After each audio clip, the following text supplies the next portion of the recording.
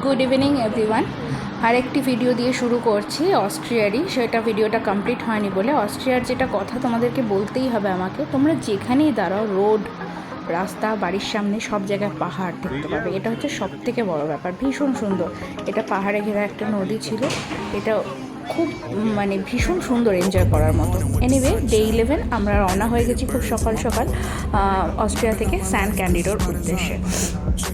Bus journey ছিল, এটা একটা লং বাস জার্নি ছিল, অ্যারাউন্ড 3.5 ঘন্টা মতো।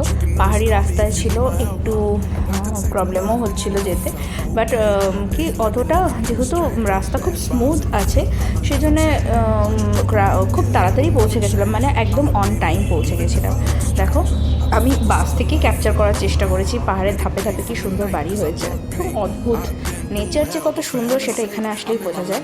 আচ্ছা, আমরা স্যান ক্যান্ডিডোতে পৌঁছে গেছি। এটা একদম আমার হোটেলের সামনের থেকে, রুমের থেকে ভিউ অপূর্ব সুন্দর, অপূর্ব সুন্দর। মানে আমি এখন বলছি আর আমার মনে হচ্ছে আমি ওখানেই আছি। এর সৌন্দর্যকে ব্যাখ্যা করাও যায় না, শুধু উপলব্ধি। কিছু সময় হয় না, মানে কিছু বলতে ইচ্ছে করে না, মনে হয় শুধু উপলব্ধি করি। এবং এটা হচ্ছে আফটার ওই আফটারনুন টাইমটা, মানে দুপুরবেলার পরটা। দেখো কি সুন্দর রেনবো উঠেছে, মানে আকাশ এত পরিষ্কার যে এখানে রেনবো এত ক্লিয়ারলি দেখা যায়। ভীষণ সুন্দর ছিল, ভীষণ সুন্দর ছিল। তার কিছুক্ষণ আগেই বৃষ্টি হয়েছে অলরেডি, ছাতা নিয়ে দেখো সবাই যাচ্ছে, বৃষ্টি হয়েছিল। এনিওয়ে, ডে 12 আমরা ব্রেজের উদ্দেশ্যে রওনা হয়েছি। এখানে ভীষণ ঠান্ডা ছিল, যতটা সুন্দর জায়গাটা ততটাই ঠান্ডা ছিল। তো আমরা ফার্স্টে বাস জার্নি করে এসেছিলাম, এসে একটা জায়গায় আমরা স্টপ হয়েছিলাম। তারপর ওখান থেকে না দেখো লেক ব্রেজ, বুঝতে পারছি, আমি তোমাদের দেখানোর চেষ্টা করছি। এখান থেকে গেলে তোমার লেকটা দেখতে পাবে এবং সেখান থেকে তুমি লেকের মধ্যে দিয়েও, লেকের মধ্যে দিয়ে তুমি বোটে করে ওপারে যেতে পারো। যদিও আমরা যাইনি, এখানে কিছু স্টিল ফটো ক্যাপচার করে তোমাদের সাথে শেয়ার করার চেষ্টা করেছি। এত অপূর্ব সুন্দর দৃশ্য আর এত ভালো ছবিও উঠছিল, আনবিলিভেবল। আমার তো ভীষণ ভালো লেগেছে, ভীষণ জায়গাটা ভালো লেগেছে। দেখো, কুয়াশা এবং পাহাড়ের যে সংমিশ্রণ অপূর্ব। এনিওয়ে, ডে 13 আমরা চলে এসেছি ট্রিপল ব্রিজে।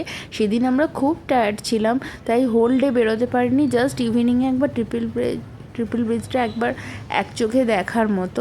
পরে আমরা আরও ভালোভাবে ঘুরেছিলাম। এখানে না পরপর 3টে ব্রিজ রয়েছে। আমি যেখান থেকে ক্যাপচার করেছি তার পাশের একটা ব্রিজ। এটা ডে 14, আমরা এসেছি বোয়েঞ্জ লেকে। এদিন আমাদের প্ল্যান ছিল 2টো লেক যাওয়ার। তো একটা লেক আমরা তার পাশ দিয়ে হেঁটে বা পুরো লেকটাকে পুরো ঘুরে আমরা ওটাকে এনজয় করার চেষ্টা করেছি। আর একটা লেকে আমরা বোটে করে ওপারে গিয়েছিলাম, তো আমি সেটা পরে আসছি। এটা হলো বোয়েঞ্জ লেক। দেখো কি সুন্দর না, আর জল এত পরিষ্কার, এত স্বচ্ছ। অ্যাকচুয়ালি পলিউশন যেহেতু নেই, সেহেতু এত সব কিছুই এত বেশি পরিষ্কার স্বচ্ছ। আমার তো সেই জন্যই, সত্যি কথা বলতে, আমাকে সবাই বলে দেশের ট্যুর থেকে আমি কেন অ্যাব্রড ট্যুর করি। এত পরিষ্কার পরিচ্ছন্ন, এটা আমাকে সব থেকে বেশি টানে, এত পরিষ্কার পরিচ্ছন্ন। দেখো, এখানে বোয়েঞ্জ লেক কি সুন্দর করে লেখা আছে, ঘাস কেটে, আর এত প্রপার, সব কিছু প্রপার। এখানেও কিছু স্টিল ছবি তোমাদের সাথে শেয়ার করার চেষ্টা করেছি। এখানে অ্যাকচুয়ালি এটাই লেক। এদিক থেকে আবার ওদিকে আর একটা, ওর দিক থেকেও দেখা যায়। এটা লেক ব্লেড। ওই দিনই আমরা এসেছি লেক ব্লেডে, তোমাদের বলছিলাম। আর একটা লেকে যাওয়ার কথা, খুব ঠান্ডা ছিল, ভীষণ ঠান্ডা ছিল। আমরা বাচ্চা নিয়ে ভেতরের দিকেই বসার চেষ্টা করেছি যাতে ওর ঠান্ডা না লাগে, হাওয়া না লাগে। এটা লেক ব্লেডের, আমরা এই বোটে করে ওপারে যাচ্ছি।